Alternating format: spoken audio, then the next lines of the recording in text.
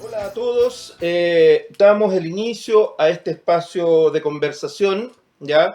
Este espacio es un espacio independiente y quienes de alguna manera se han motivado a desarrollarlo somos nosotros dos. Presento a mi amigo aquí, Bastián Brito, natural de Las Cruces y de profesión ingeniero ambiental, y mi persona, mi nombre es Marcelo Pinto, profesor de filosofía. Hola Bastián, ¿cómo estás? Súper bien. ¿Qué te motiva a estar aquí, a crear este espacio? Bueno, la necesidad de dar a conocer mis ideas, sobre todo las que tienen relación con el medio ambiente y la literatura, y contribuir a ese campo de conocimiento. Perfecto. Un poco compartiendo este gran propósito con Bastián, también, ¿no es cierto?, mi idea es de alguna manera, y desde mi ámbito profesional, difundir un poco, ¿no es cierto?, desde un punto de vista pedagógico, los alcances que tiene la filosofía, un poco para ir debatiendo y construyendo, ¿no es cierto?, nuevas posibilidades respecto de lo que significa la reflexión y la racionalidad. Bastián, este es un primer capítulo, ¿ya? Y este primer capítulo, de alguna manera, de conversación, para quienes, para quienes les interesa un poco la reflexión filosófica, entender que aquí nosotros no vamos a desarrollar ningún tipo de militancia, ¿no es cierto? Vamos a desarrollar más bien una conversación de tipo reflexiva, vamos a generar debate, ¿no es cierto? Y de alguna manera, en lo que respecta a mí, un poco sigo la idea de filósofo francés Deleuze, que de alguna manera la filosofía lo que debiese intentar un poco es provocar, molestar, ¿no es cierto? Una filosofía que no molesta, digamos, no es una filosofía. Por lo tanto, ahora, no se trata de molestar a personas, sino más bien ir incomodando o provocando respecto de ideas, ¿ya? El filósofo debe ser como un tábano, Un tábano, ¿sí? ¿ya? ¿Cómo sería eso? Como un tábano. En la naturaleza, cuando uno va a acampar, son frecuentes los tábanos y están todo el día molestándote, chupándote tus secreciones, el sudor, digamos, y son molestos. Es decir, a Sócrates se le decía tábano, Gabriela Mistral habló sobre Joaquín Eduardo Bello como el tábano también de los Perfecto, chilenos. ya. Sí. Qué bueno, mira esta idea, yo no tenía conocimiento de aquello. Mira, y justo nombras a Sócrates. En esta primera parte, y desde un punto de vista más bien pedagógico, voy a referirme un poco, para partir la conversación del día de hoy, un poco a la filosofía clásica, y a propósito de que acabas de nombrar a Sócrates, ¿no es cierto? Y voy a partir de algunos tópicos que es muy importante a propósito de lo que vamos a conversar el día de hoy. Entonces yo aprovecho de presentar en primera instancia un libro que me parece que este libro, yo estaría en condiciones de decir que este libro debiese estar presente en todas las bibliotecas públicas, ¿ya? Es un libro que se usa mucho en los programas de tercero y cuarto medio de filosofía, y que es Breve Historia de la Filosofía de Humberto Giannini, ¿ya? Importante académico chileno, ¿cierto? De hecho, yo lo conocí en los años 90, fue profesor mío en el pedagógico, ex pedagógico, y vale decir, es necesario ser Universidad Metropolitana de Ciencias de la Educación, ¿ya? Bien, entonces comenzamos un poco proponiendo el telón de fondo. ¿Recuerdas tú un poco esta historia de que Sócrates efectivamente fue juzgado y condenado a beber la cicuta? Sí. ¿Cuál sería la razón? ¿Lo recuerdas? No exactamente, si la puedes indicar tú. él fue acusado de corromper a la juventud en cuanto que él comenzó a desarrollar esta idea de un poco combatir a los que eran en ese minuto un poco los dueños del conocimiento, que eran los sofistas, ¿ya? Entonces los sofistas, la palabra sofista viene de sofos, sabiduría, ¿ya? Por lo tanto, los sofistas son denominados de esa manera porque en cuanto ellos se consideraban sabios, a diferencia de lo que planteaba Sócrates, que él desarrollaba un interés por la filosofía, es decir, por ese amor o ese acercamiento a intentar saber desde el reconocimiento de que no se sabe. Recuerda tú que Sócrates, ¿no es cierto?, aquella gran célebre frase, ¿no es cierto?, solo sé que nada sé, ¿ya? Bien, entonces, frente a los sofistas, Sócrates, ¿no es cierto?, empieza a desarrollar esta idea de que en realidad lo que utilizaban los sofistas desde el punto de vista de su mensaje era la técnica de la retórica, ¿ya? Y la retórica la vamos a definir inmediatamente en cuanto que es arte que por medio de las palabras intenta mostrar por verdadero aquello que no necesariamente lo es, ¿ya? Por lo tanto, Sócrates empieza a desarrollar esta idea, y recordemos que Sócrates no escribió nada, ¿ya? Todo lo que sabemos de las ideas de Sócrates por boca de Platón, ¿verdad? Que lo escuchó, lo oyó, ¿verdad? En sus diálogos, y luego Platón fue el que de alguna manera puso en el papel, en el registro, las ideas de Sócrates. Y Sócrates lo que plantea fundamentalmente era un método para llegar un poco a la verdad, la mayéutica. La mayéutica se denomina el arte de las parteras, es decir, sacar a luz la verdad, ¿ya? ¿Y cómo? A partir del diálogo, ¿ya? A partir del diálogo. Por lo tanto, diremos que no casualmente escribió, digamos, no escribió absolutamente nada Sócrates, porque la verdad es que él planteaba que la verdadera filosofía era a partir del diálogo, ¿ya? Bueno, entonces, en ese entendido, Platón desarrolla, ¿no es cierto?, lo que se conoce como los diálogos socráticos, ¿ya? Es decir, Platón de alguna manera interpreta las ideas de Sócrates y las desarrolla escribiendo, ¿no es cierto?, diálogos en los cuales Sócrates participaba en esos diálogos con otros personajes acerca de diversos temas. Entonces yo me quiero centrar en un punto que es un punto bastante clásico. Esto estoy hablando de cuarto medio, ¿no? Cuarto medio en general está en los programas de filosofía, que es el mito de la caverna. ¿Recuerdas el mito de la caverna? ¿En qué Sí, consistía el mito de la caverna? ¿Lo recuerdas? sí. Pero por favor, explícanos, Marcelo. Pero me gustaría que tú hablaras del mito de la caverna. Más o Mm, menos, sí.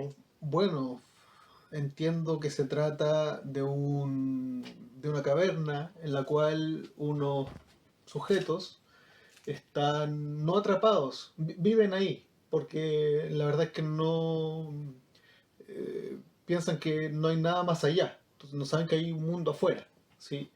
Y consideran que las sombras que se reflejan en la pared, esa parte no la recuerdo muy bien, Es decir, ellos vivían en el fondo de la caverna, por lo tanto, ellos no sabían que había un afuera. ¿sí? Entonces, todas las personas o los sujetos que pasaban por fuera proyectaban con la luz del día sombras al fondo de la caverna. Por lo Ajá. tanto, los que vivían en la caverna estaban mirándose al fondo de la caverna. Y obviamente las formas, digamos, se distorsionaban, por lo tanto, para ellos eran figuras casi terroríficas, ¿ya? Entonces, ¿a dónde vamos con esto? Que en definitiva, con este mito de la caverna, se llega a determinar que estos seres consideraban las sombras como la única y verdadera realidad. Y bueno, ¿cuándo se dan cuenta de esto? Cuando salen de la caverna. Ahí se dan cuenta que en definitiva había otra realidad, ¿ya? Y por lo tanto, Platón, tanto Platón como Sócrates empiezan, o diríamos Sócrates en boca de Platón, empiezan a dar cuenta de un tipo de conocimiento, ¿no es cierto?, que es un conocimiento imaginario, un pensamiento imaginario, y es un pensamiento bastante feble, ¿ya? Bastante feble, bastante, diríamos, incierto y por lo tanto acrítico. Esto en lo que se llama la filosofía griega podríamos denominarlo doxa, que es la mera opinión. Es decir, la opinión como, ¿no es cierto?, un tipo de pensamiento acrítico, feble, ¿no es cierto?, y que por lo tanto se debate entre lo que es y lo que no es, ¿ya? Entonces, en este sentido, Sócrates, en boca de Platón, señalan que la filosofía debiese avanzar desde la doxa a la episteme, ¿ya? Y la episteme se va a definir, ¿no es cierto?, como un nivel de conocimiento que aspira a conocer el fundamento de las cosas, ¿ya? Aquello que es permanente e inalterable, permanente e inalterable. Aquello, ¿no es cierto?, que daríamos cuenta, y esto es la historia de la filosofía, y por eso estoy haciendo esta introducción, que es la búsqueda del ser, ¿ya?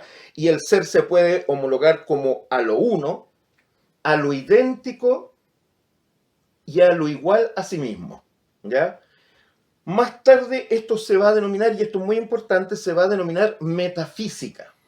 Y aquí quiero hacer una aclaración. Cuando hablamos de metafísica no estamos hablando de esoterismo, ¿ya? No estamos hablando ni de las cartas astrales. ¿Podríamos dedicar un capítulo al esoterismo? ¿Qué signo Por eres tú? supuesto. Yo soy Capri.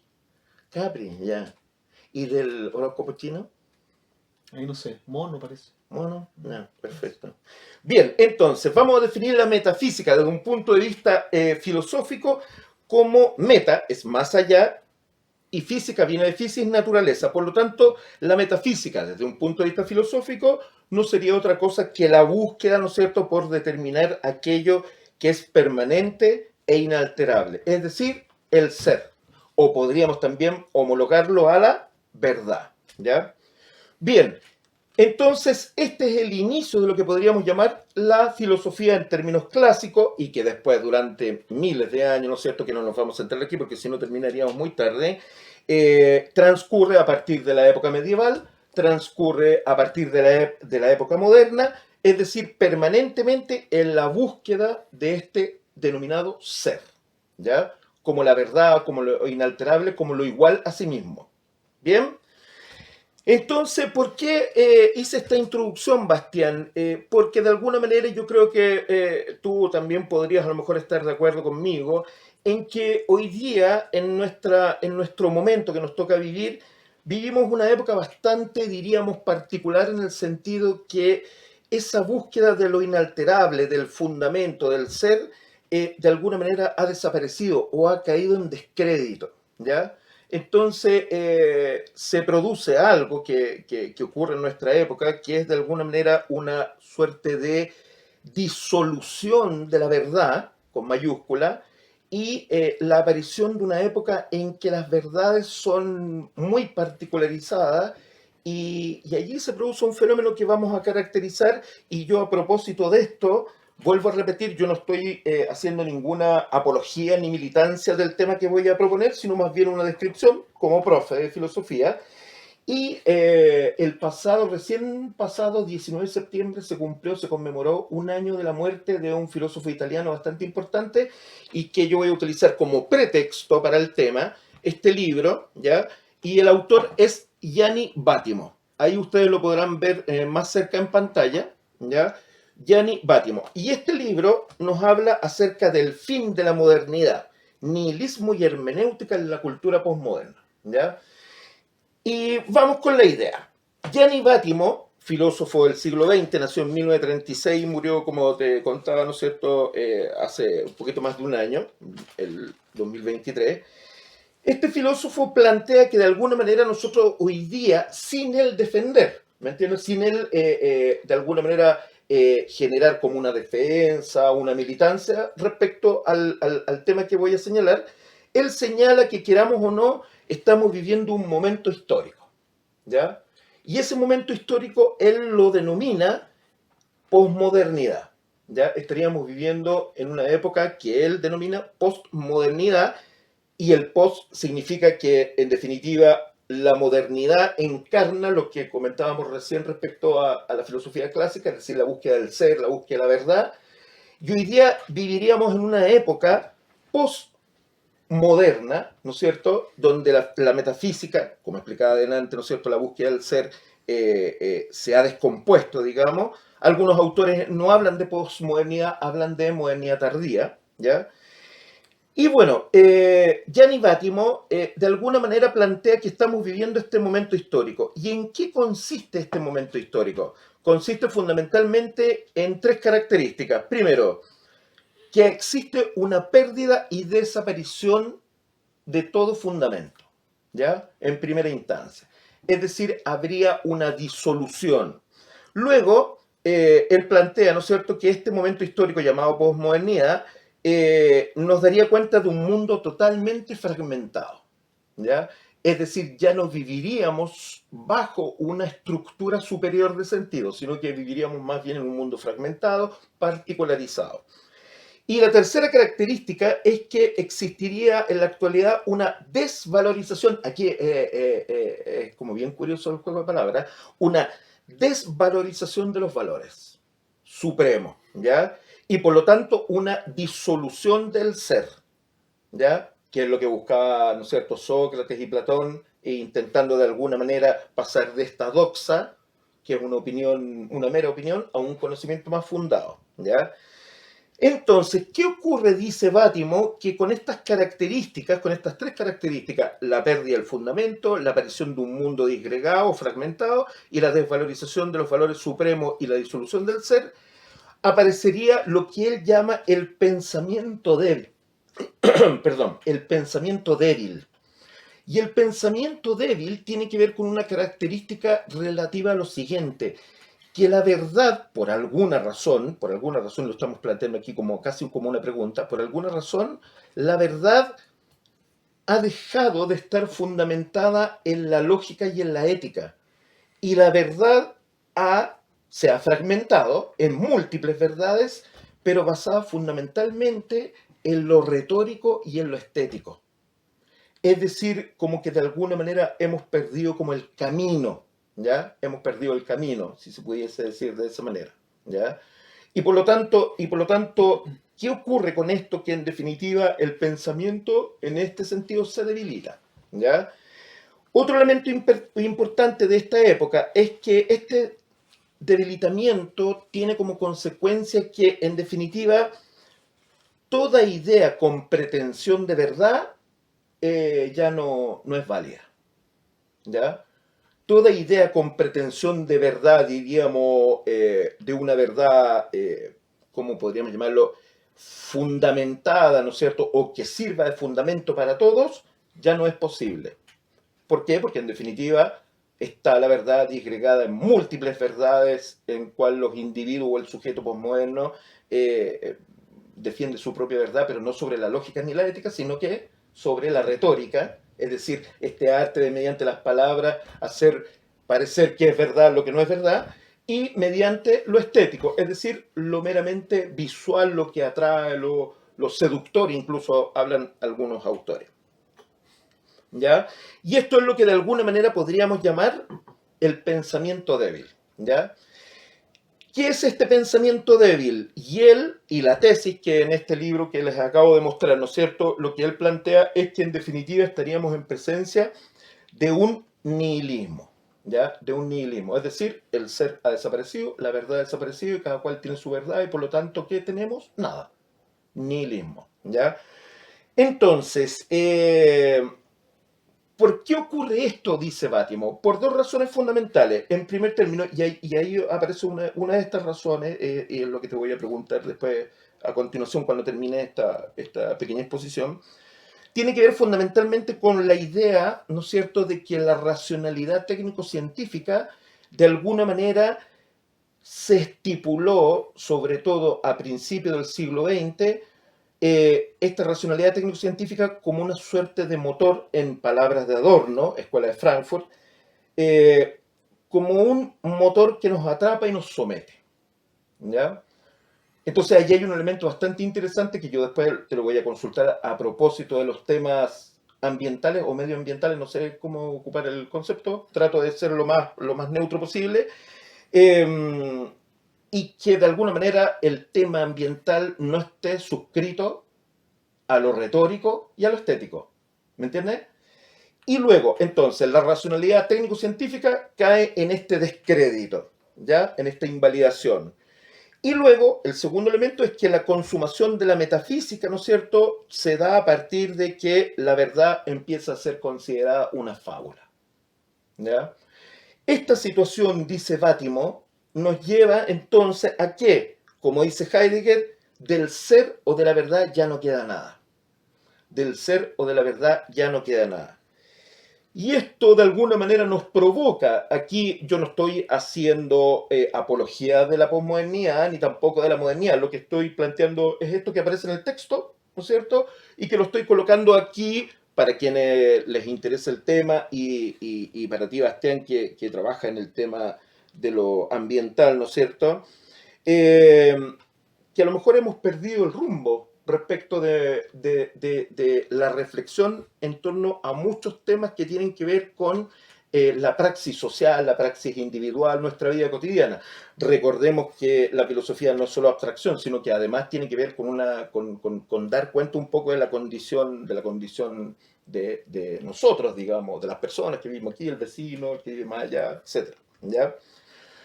Por lo tanto, para ir resumiendo, según la tesis de Bátimo en este texto, ¿no es cierto?, y recogiendo las ideas de Nietzsche y Heidegger, el ser, la verdad, derivó, por alguna razón, derivó en ser un valor. Por lo tanto, hoy día la verdad ya no tiene ese carácter que nos pueda otorgar un fundamento, sino más bien cada cual tiene su verdad, pero no sobre la base de la lógica y la ética, sino que la verdad estaría dada en función de lo que me gusta, lo que me agrada, y por lo tanto, en ese sentido, estaríamos de alguna manera en una suerte de descomposición, en una suerte de, bueno, algunos podrían hablar perfectamente de decadencia, ¿ya? Porque a la larga cualquier cosa es posible sobre lo que me agrade, decir que algo es verdadero porque me agrada a mí, ¿ya? Por lo tanto, en este sentido, Bastián, ese es un poco el planteamiento. Entonces, yo lo que te propondría a ti, de alguna manera, sobre la base de plantear ya este estado de la cosa, por llamarlo de alguna manera, ver cómo visualizas tú el tema acerca de lo ambiental, ¿no es cierto? Y el rol de la ciencia y sobre todo en términos de que yo creo que esto lo compartimos, ¿no es cierto? Todo tiene de algún modo hoy día carácter sobre todo en lo visual, en lo digital, ¿no es cierto? Solamente una característica, diríamos, estética. Pareciera ser que hoy día no existe un fundamento que permita que tanto la política pública, y ahí vamos a empezar un poco a aterrizar el tema, no permitiría que la política pública ni los discursos emancipadores de grupos, ¿no es cierto?, tengan una acción directa sobre lo concreto, sino más bien se establecería solo como una suerte de retórica, ¿no es cierto?, y una retórica basada también en lo estético, es decir, la difusión mediante exclusivamente lo digital, digamos, lo digital y no lo real.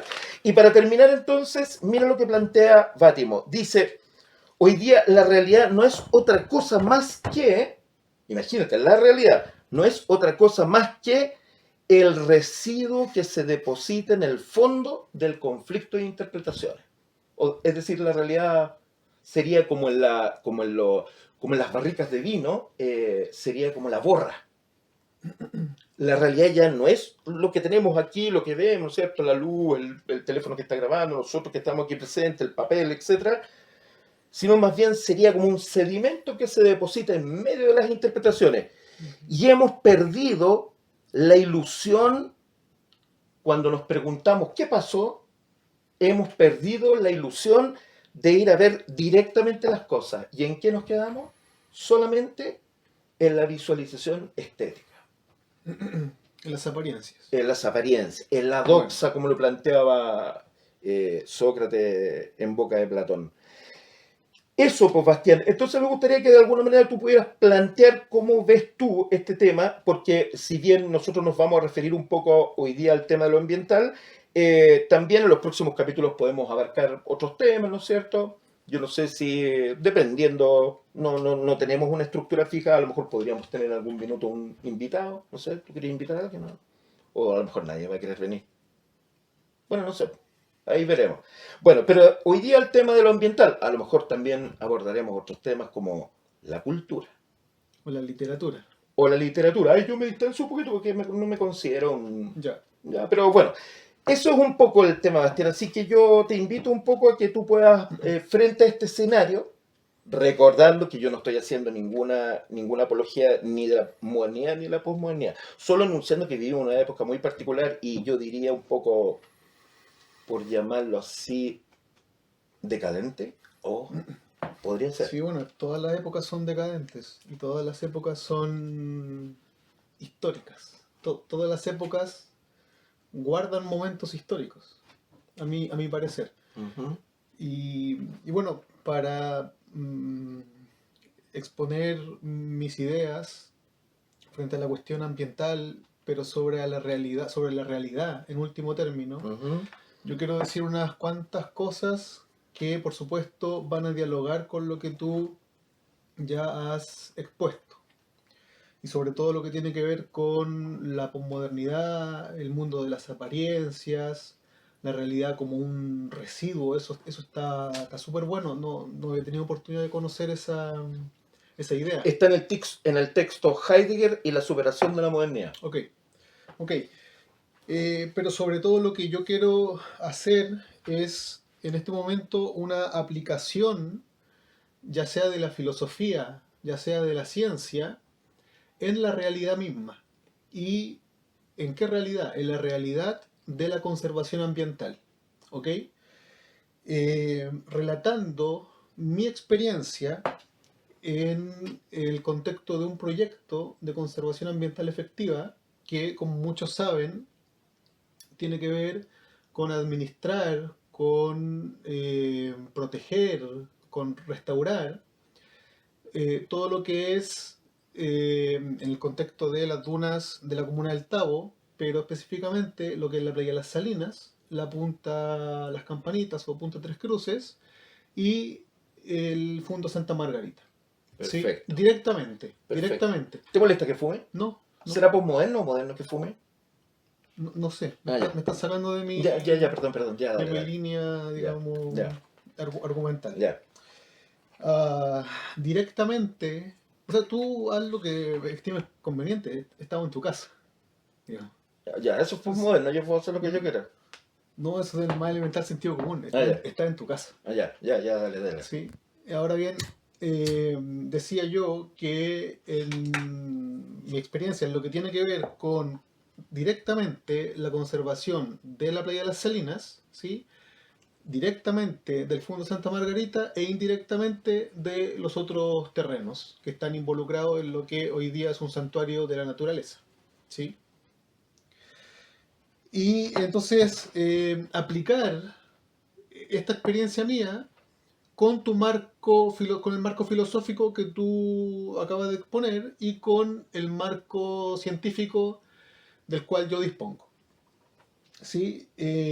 Voy a hablar en términos dialécticos y voy a hacer un esfuerzo por desmontar y desacralizar lo que yo he denominado razón activista. La razón activista, a mi entender, se opondría a lo que entendemos por razón científica. Esta razón activista responde a una interpretación subjetiva y por tanto acrítica de la realidad medioambiental. ¿Sí? Vamos a definir medio ambiente no solo como los sistemas naturales, sino mucho más ampliamente, como todo aquello que nos rodea, sea esto de orden silvestre o de orden antrópico, ¿cierto? Eso da lo mismo. Hay un medio ambiente incluso en un medio hiperurbano, ¿sí? Incluso ahí hay un medio ambiente que cabe interpretar, ¿cierto? Una realidad que cabe interpretar. Entonces la razón activista interpreta toda esta realidad acríticamente, subjetivamente, ¿sí? Eh, quiere construir interpretaciones que, y en esto estas ideas dialogan con las tuyas, o con las de Bátimo, la idea del gusto. O sea, la realidad del medio ambiente es aquella realidad que nos gustaría que ideamos psicológicamente, en virtud de anda a saber qué criterios, ¿cierto? Pero resulta ser una construcción ideal, idealista. La construcción interpretativa, la interpretación que se realiza por parte de los activistas, que razonan como activistas y que yo defino con la expresión de razón activista. Finalmente es una interpretación que responde a una ideología, es decir, se plantea imperativamente, se plantea programáticamente, como si esta interpretación obedeciera a un programa político. Hay militancia política detrás de todo el conjunto de interpretaciones que se realizan de la realidad medioambiental, ¿cierto? Y en todo caso termina legitimándose esta interpretación en tanto que es compartida dialógicamente, diríamos gremialmente, ¿sí? Por un conjunto de individuos.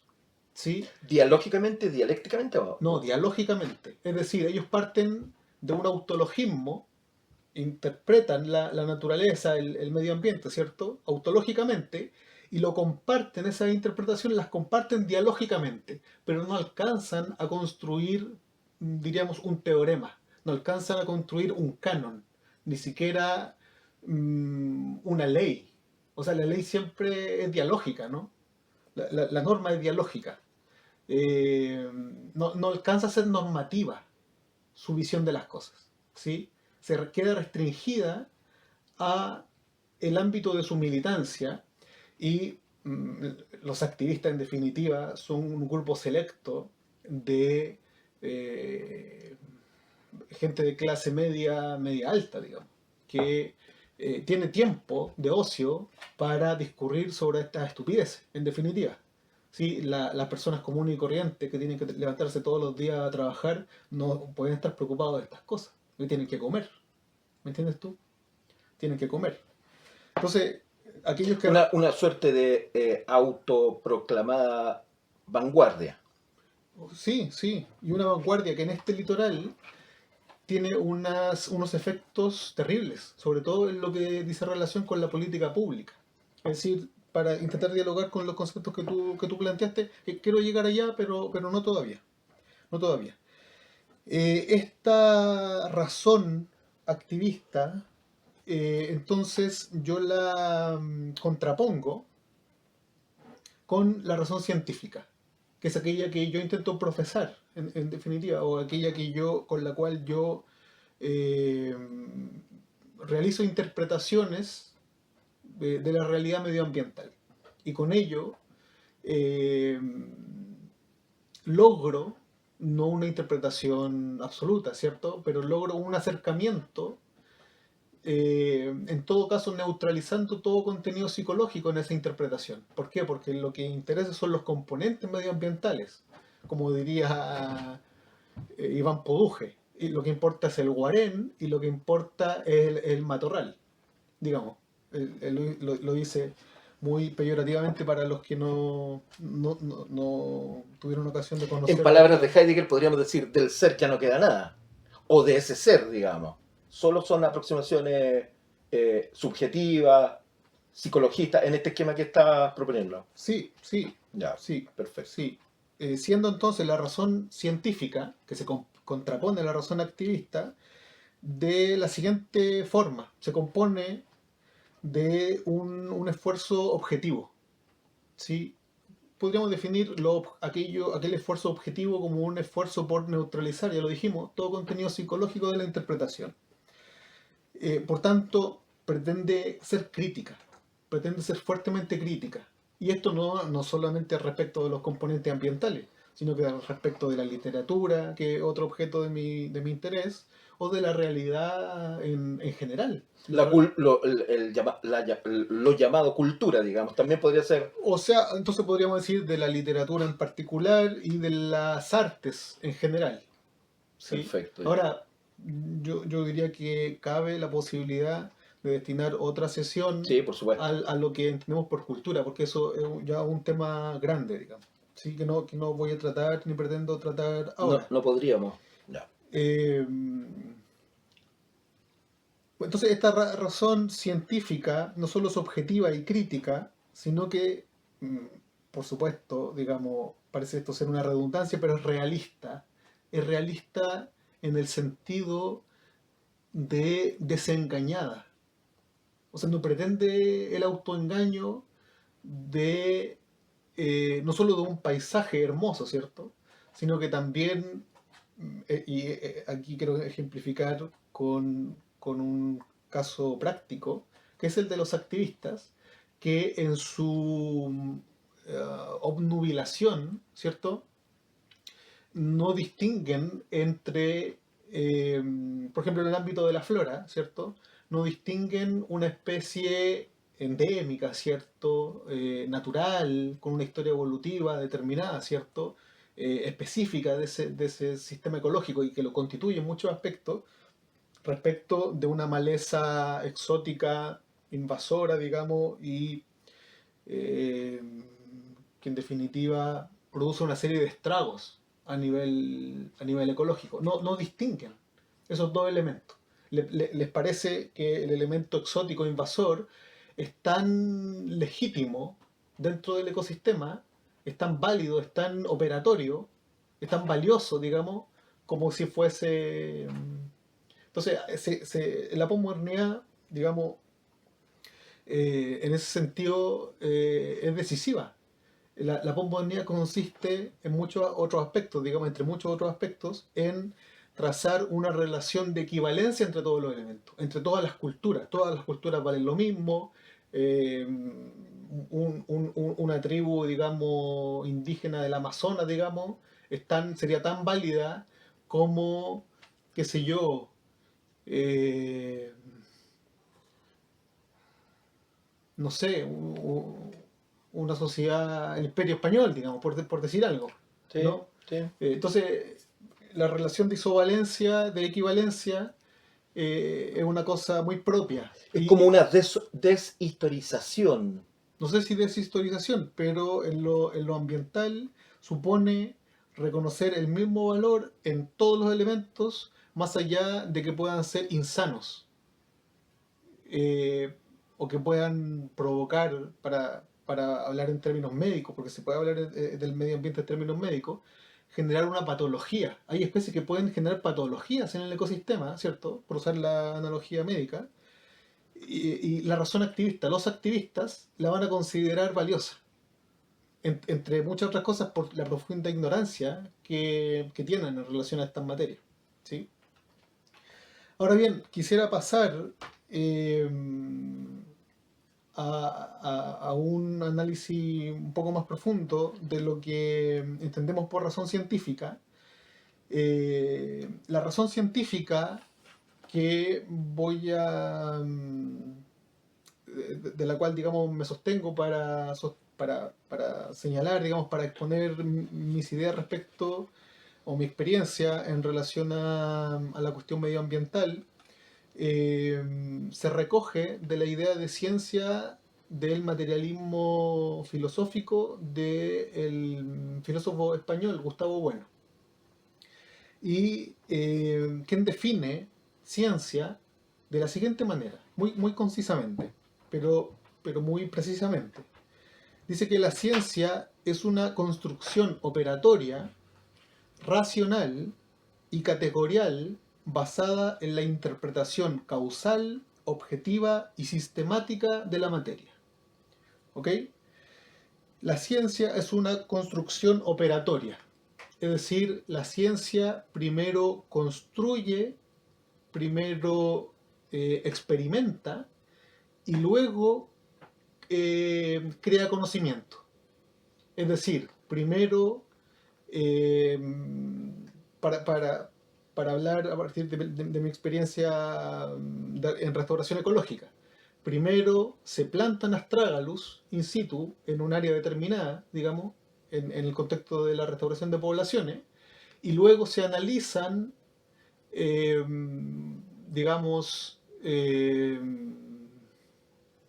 el grado de adaptación que esas plantas tuvieron en estas experimentaciones y con ello tomamos conocimiento acerca de los requerimientos, por ejemplo, o las razones de un aumento en la mortandad de los ejemplares. Es decir, primero se construye, primero para seguir la línea de Gustavo Bueno, primero se construye un puente, ¿cierto? Y después adquirimos el conocimiento matemático o físico, ¿cierto? No podríamos construir conocimiento físico sin haber construido el puente, ¿sí? Entonces, en ese sentido, la ciencia es una construcción operatoria, ¿sí? Y también en otro sentido, en el sentido de que atiende a la realidad operatoria. Es decir, la ciencia no puede atender a, a realidades, por ejemplo, místicas, ¿cierto? Extrahumanas. Claro, al pensamiento mágico, digamos. Claro, claro. No hay una forma científica de explicar la magia, ¿cierto? Porque consideramos que derechamente no existe en la realidad operatoria, sino que sería más bien un producto de nuestra psicología. Entonces, la ciencia es una construcción operatoria, es una construcción racional, ¿cierto? Eh, pero es una construcción racional, ¿en qué sentido? En el sentido de que todas las construcciones son racionales, todas. Solo que la ciencia es una construcción racional a otra escala. Por ejemplo, los activistas razonan, pero a una escala, ¿cierto? Que no alcanza a ser ni de cerca la razón científica, pero razonan. Es decir, eh, según la filosofía de Gustavo Bueno, no existen los irracionales. O sea, los irracionales son los que razonan a una escala distinta, ¿cierto? Otra cosa sería tener una patología y estar loco, derechamente. Quizás esa ya no razona. Pero quienes estamos en el uso de la razón podemos razonar a una escala, por así decir, razonar mejor o razonar peor, ¿sí? Entonces, la ciencia es una construcción racional, pero racional en el sentido científico, la razón científica, insisto en ese concepto. Y también la ciencia es una construcción categorial, ¿sí? La ciencia es partitiva, la ciencia es específica. La ciencia solo puede explicar el objeto de su conocimiento. La química estudia los elementos de la química, ¿cierto? La botánica no puede estudiar los animales, ¿me entiendes tú? Es el campo de investigación que a su vez conforma la categoría a partir de un conjunto de ideas y de conceptos, ¿cierto? Es lo que Gustavo Bueno llamaría el cierre categorial, ¿sí? Un campo de conocimiento se produce el cierre categorial de un campo de conocimiento cuando ya se poseen todos los conceptos y todas las ideas necesarias para poner en operación ese sistema de conocimiento, esa categoría. De modo que la ciencia natural, la ciencia ambiental, que estudia los ecosistemas, eh, posee sus categorías, sus propias categorías. Es decir, qué categoría no aplica con el estudio del medio ambiente, qué sé yo, la filología. O hay mucha otra, gran parte de las categorías científicas, de un número importante de categorías científicas, se vale el científico para interpretar el medio ambiente. De la geomorfología, de la geología, de la arqueología, de la zoología. Hay un conjunto de ciencias que te permiten interpretar correctamente el medio ambiente, ¿sí? La ciencia es una construcción operatoria, entonces racional y objetiva, basada en una interpretación causal. En una interpretación causal. Eso es capital. Es decir, las cosas no pueden entenderse sin ir a su causa primera o a aquello que los causó. Es decir, eh, eh, la interpretación causal obedece a un esfuerzo por retrotraerse a un punto, ¿cierto?, en que las cosas permiten ser explicadas satisfactoriamente. Sí, y esto en todo orden de cosas. En todo orden de cosas. En lo ambiental, eh, sin duda que también. Pero también en todo aquello que desde las comunidades, desde la sociedad, impacta en el medio ambiente. Por ejemplo, para efecto de la conservación ambiental efectiva es necesario tomar una serie de determinaciones, ¿cierto?, que pueden afectar a grupos humanos y a afectarlos enormemente, ¿sí? Sin ir más lejos, quien habla en el año 22, en enero, febrero del año 22, instaló un portón, ¿cierto? Posteriormente dos portones, en el acceso a la playa de las Salinas. ¿Con qué objetivo? Con el único objetivo de restringir el acceso vehicular. ¿Sí? ¿Para qué? Para dotar de orden, de seguridad, de limpieza un medio ambiente que había que conservar y que todos parecíamos estar de acuerdo en que había que conservar, ¿sí? Ahora, a muchos les molestó, incluso a aquellos que sostenían que había que conservar. Entonces, eso parece una paradoja elemental en este punto. Clarifiquemos entonces, por lo tanto, que en ese sentido estamos hablando de la restricción de acceso de vehículos motorizados. De eso estamos hablando. Ya, perfecto. Pero Clarifiquemos. o sea, no de todos los vehículos, ciertamente, porque en el recinto, por así decirlo, también se encontraban operativas una serie de actividades, vamos a decir así, consuetudinarias, que nada tienen que ver con lo ancestral, ni mucho menos. Pero sí, actividades de lo más prosaicas que hay. El sindicato de pescadores y la planta de balones. Y con ellos, eh, parecemos tener, hasta este punto, han pasado varios años, desde el inicio de nuestra relación colaborativa, digamos, para con este recinto, ¿sí? Insisto, para dotarlo de orden, de seguridad, de limpieza, eh, parece haber tenido éxito, ¿cierto? Sí, Ujú. no sin tropiezo, ¿cierto? Pero parece haber tenido éxito. En todo caso, porque la razón activista, los activistas suelen hacer gárgara con la comunidad, con la idea de comunidad. Tienen una idea romántica de la comunidad, Retórica. muy retórica de la comunidad, cuando son personas de carne y hueso que poco les importa, poco entienden de lo que trata la conservación ambiental. Es gente que lo que quiere es caminar con su familia, pasar a su perro, respirar el aire, relajarse un poco, tal vez fumarse un cigarro y quizás tomarse una cerveza, digamos, pero son gentes que no caben en los esquemas de la razón científica. No caben, son puramente instrumentales.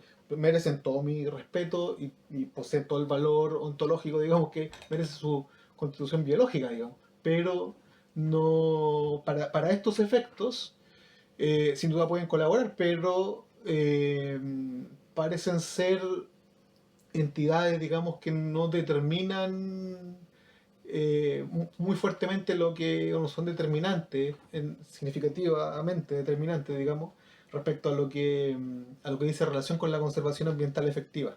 O sea, frente a ese fenómeno, digamos, podríamos determinar, tal como dice Bátimo, que se aproximarían desde un pensamiento débil frente a lo ambiental. También los activistas, A ellos me refiero. también los activistas, pero también lo que los activistas llaman la comunidad, ¿sí? Porque, insisto, quien no está dotado de una razón científica, lo que experimenta en el medio ambiente es muy distinto a lo que experimenta un científico, ¿sí? Un científico puede interpretar lo que ahí está ocurriendo y puede leer, básicamente, lo que allí se encuentra, ¿cierto? Leerlo mediante criterios científicos. No estoy diciendo que sea mejor o peor, estoy Sí. diciendo que en relación a la interpretación de la realidad ambiental cuenta con mayores herramientas, ¿cierto?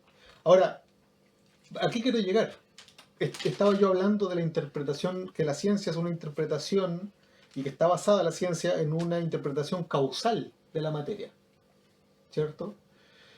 Y yo me fui por las ramas, pero lo que quise decir en definitiva es que todo lo que hasta aquí ha sido recorrido tiene una causa, tienen causa humana, digamos, causas sociales, por ejemplo, qué sé yo, a mí me han pasado una serie de cosas muy desagradables en el contexto de mis actividades, ¿cierto? Que deben ser necesariamente explicadas esos fenómenos en virtud de sus causas primeras. Por ejemplo, el hecho de que produzca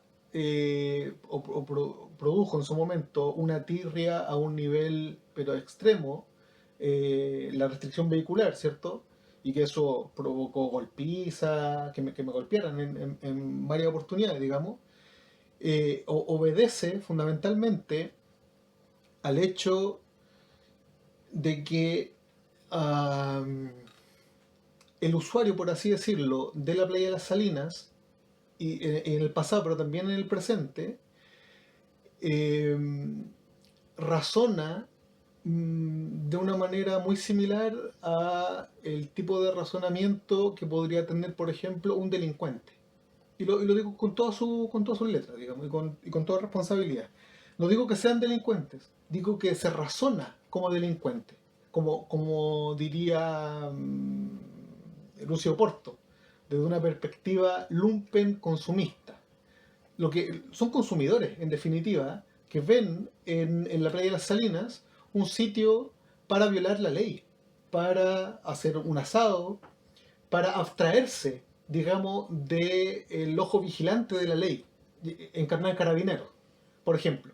Buscan estos lugares naturales, ¿cierto? Apartado, recóndito. Sí, apartados, justamente, para hacer de las suyas, en definitiva.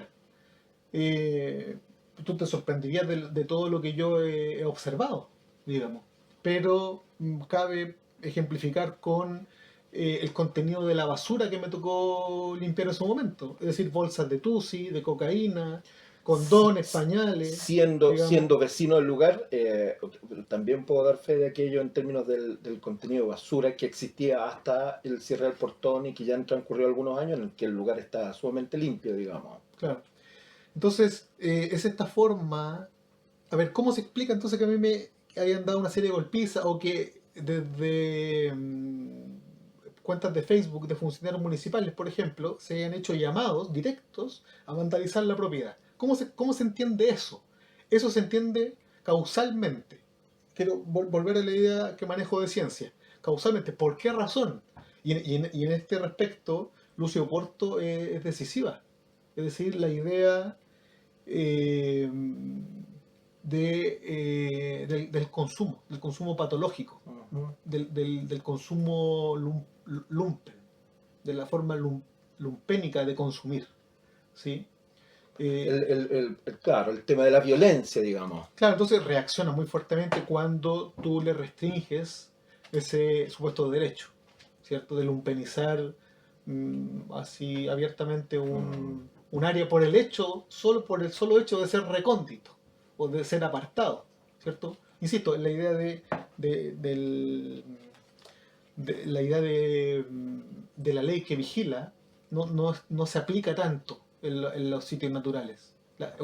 Parece, da la impresión que operan otras leyes, ¿cierto? Ahora, eh, la ciencia, además de ser una construcción operatoria, racional y categorial que está basada en una interpretación causal y objetiva de la materia, también la ciencia debe ser sistemática, ¿sí? Eh, quien quiera aproximarse a una interpretación que pueda ser plausible del medio ambiente requiere de... o sea, esta es una fuerza cuyo influjo central se realiza a través del tiempo, a lo largo del tiempo, ¿cierto? Uno no puede construir, digamos, toda una teoría para llevar adelante la conservación de un sitio, digamos, recabar todos los antecedentes que justifiquen, ¿cierto? Ujú. La conservación de un sitio en un 2x3, digamos. No es una Claro. cosa automática, requiere una aproximación sistemática de la materia. Entonces, bueno, habiendo definido mis términos, ¿cierto? Muy, muy sumariamente. Eh, y habiendo hecho el intento por que estas ideas dialogasen con las ideas filosóficas, fundamentalmente de Sócrates y de Bátimo que tú expusiste, podríamos dialogar en relación a la aplicación de la aplicación, ¿cierto? Yo hice una aplicación de estas ideas según el contexto que me ha tocado a mí experimentar de administrador de un área silvestre, ¿cierto?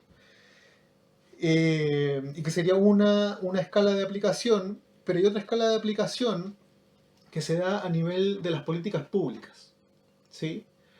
Que se da al nivel, sin ir más lejos, de la comuna, en la municipalidad, de la comuna a la cual nosotros pertenecemos, que es la comuna del Tabo. La comuna del Tabo se encuentra al sur de la región de Valparaíso, pero la comuna del Tabo y el litoral central, digamos, la provincia de San Antonio, es el litoral de los santiaguinos, ¿sí?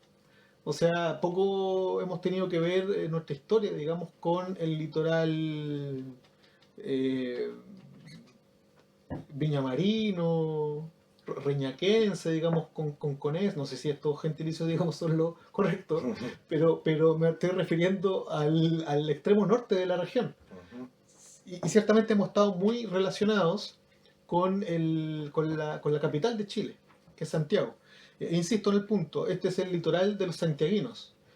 Y podrás convenir en este punto, Marcelo, que la razón activista, sobre todo, ha sido implementada en este litoral a través de santiaguinos. A través de santiaguinos que se han No, radical. radicado, ¿Sí? perdón, se han radicado en este litoral por las razones que ellos puedan tener, ¿cierto?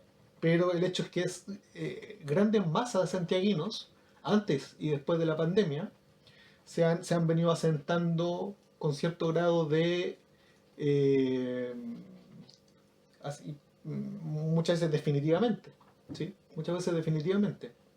Han adoptado esta zona como una zona ya para desarrollar sus vidas, digamos, y han generado una influencia, una gran influencia en las administraciones municipales. De modo que me da la impresión que hoy día las administraciones municipales operan en lo que dice relación con sus programas de cultura, con sus programas con sus departamentos de medio ambiente, ¿cierto? Con todo aquello que hoy día con, por ejemplo, los programas de las disidencias sexuales, ¿cierto? Eh, Operando con los criterios del activista, ¿cierto? Y es muy raro porque las municipalidades en general en estas zonas han estado ocupadas por gentes, por naturales, que no razonan de esa manera, razonan de una manera muy distinta. Sin embargo, se han visto en la obligación de adoptar esos criterios, los criterios de la posmodernidad, que son los criterios que, que manejan los activistas o que maneja la razón activista, ¿sí? Y entonces este influjo de la razón activista en la política pública, en el uso de los recursos fiscales, es grandísimo, es muy significativo. Eh, y con esto cierro. Y en último término, antes de darte la palabra, en último término, eh, es decir, los recursos fiscales son empleados, digamos, para satisfacer una serie de caprichos ideológicos, digamos, ni siquiera las mayorías, son unas minorías, digamos, pero que a día de hoy gozan de una legitimidad casi total, ¿no? Ujú. Es decir, lo que estaríamos sosteniendo en este sentido sería que de alguna manera la política pública o el gobierno local, por llamarlo el elemento, diríamos, presente del Estado en esta diríamos, en lo que podría llamarse la definición de una administración geopolítica, digamos que sería una comuna, una municipalidad, ¿no es cierto? Un La política conjunto de ya, comunas. conjunto de comunas, ¿no es cierto? La política ya no estaría dada en función, ¿no es cierto?, de el sentido original desde el punto de vista de generar un proceso sistemático asociado a una idea de oportunidades, a una idea de desarrollo, a una idea de progreso, sino más bien a la captura, diríamos, en elementos estéticos, acogiendo estos microdiscursos, ¿no es cierto?, basados en lo retórico y en lo estético, y que por lo tanto no darían cuenta de un efectivo avance o tránsito hacia un estado de vida mejor, sino que solamente para dar cabida a estos grupos en función Claro. de tentar el poder, digamos. Claro, ni tampoco contribuyen al estado de la cuestión. Es decir, al estado de qué cuestión? Al estado de la cuestión, por ejemplo, piensa tú en los departamentos de asuntos indígenas. No contribuyen en la antropología, en la ciencia antropológica. En el caso de los departamentos medioambientales, no contribuyen al conocimiento en biodiversidad, ¿cierto? Eh, los programas, qué sé yo, que pretenden, pero que terminan haciéndolo muy pobremente, pretenden la interpretación, por ejemplo, de la poesía o en ciertas oportunidades, digamos, eh, vindican, digamos, para un natalicio, para lo que quiera que fuese, ¿cierto? Pero siempre para una efeméride, reivindican los planteamientos de Nicanor Parra, por ejemplo, en el caso del Tabo, pero sin contribuir a la interpretación, digamos, de la antipoesía. ¿Me doy a entender, no? Sí, sí, sí, perfecto. Es nada más que un elemento retórico y estético, Claro, pero con los recursos de todos los chilenos. por supuesto. Que es lo que de alguna manera estaríamos hablando de una suerte de cadencia o perversión. Porque en definitiva no tendría otro afán que detentar el poder mediante la captura de votos, digamos, en esta lógica de convocar sobre la base de lo estético y lo retórico y no sobre la base de una sistematización de ideas y intervención sobre la materia. Claro, entonces, en definitiva, no es baladí, no es. Tiene una causalidad, digamos, el hecho de que en los últimos días Luis Merino, ¿cierto?, el encargado de bibliotecas de la Municipalidad del Tabo, haya, en una especie de antología, ¿cierto?, recabado sus trabajos de producción poética. Yo digo que claramente, evidentemente, con miras a la elección que vamos a tener en octubre, ¿cierto? O sea, Lo políticamente correcto. sí, pero a ver, el mensaje que está dando en definitiva es el siguiente. Estoy lanzando estos trabajos, estoy vigente, o sea, reelíjanme, porque si eligen a Alfonso Muñoz, que es el alcalde del Tao que va a la reelección, y respecto al cual Luis Merino es una vaca sagrada, en definitiva, reelijan a Muñoz porque yo voy con Muñoz. Es decir, Muñoz hace posible que yo produzca estos productos culturales. Aun cuando, digamos, ¿no es cierto?, que en este discurso que tú planteas, ¿no es cierto?, de estos santiaguinos, ¿verdad?, que se instalan en el litoral, ¿verdad?, manifestando permanentemente desprecio, por ejemplo, frente a los naturales. Es decir, catalogándolos desde un punto de vista ideológico, no sé, pues con el catálogo denostativo, absolutamente denostativo, que son fachos pobres, que son ignorantes, ¿no es cierto? Y por lo tanto, Bueno, Merino habla en esos términos. Merino habla en esos términos. Sí, sí. Entonces, bueno, y no tan solo él, sino que, como estamos planteando. Y aún más, el principal consumidor de sus productos culturales, que son sus libros, ¿cierto? No son los locales, no son los naturales. Efectivamente. Quienes consumen esos productos muy acríticamente son los santiaguinos, Efectivamente. son los activistas. Claro. Son los Sí, activistas. la razón activista que tú planteas. Son ¿no? los postmodernos. Exacto. En tus términos. Lo que Bátimo plantearía, ¿no es cierto?, como este pensamiento débil basado en la retórica y en la estética, nada más. Sí, así lo dice Bátimo. Así lo dice Bátimo. Bien, Bastián. Interesante. Bueno, como pueden ver, entonces el objetivo de esta conversación es ir planteando ideas, ¿no es cierto? Ideas que nosotros, por cierto, estamos dispuestos en el nivel que corresponda someter a discusión, someter a debate, ¿verdad? Con el nivel que requiere esto, porque de alguna manera todo esto merece un tratamiento, diríamos, como señalábamos, sistemático y con seriedad, digamos, más allá de lo retórico y estético. Bien, Bastián, pues, entonces este sería nuestro primer capítulo de este espacio de conversación y prontamente vamos a estar lanzando los siguientes capítulos, ¿verdad? Proponiendo algunos temas y eso sería, pues. Sí, muchas gracias. ¿Algo último que decir? Solo que estoy satisfecho por el ejercicio eh, expositivo de disertación, digamos, que acabamos de hacer como un ejercicio per se, digamos, Necesario. necesario, Necesario. per se necesario, dada, digamos, dados los tiempos que corren, ¿sí? En donde este tipo de actividades, eh, cuando se desarrollan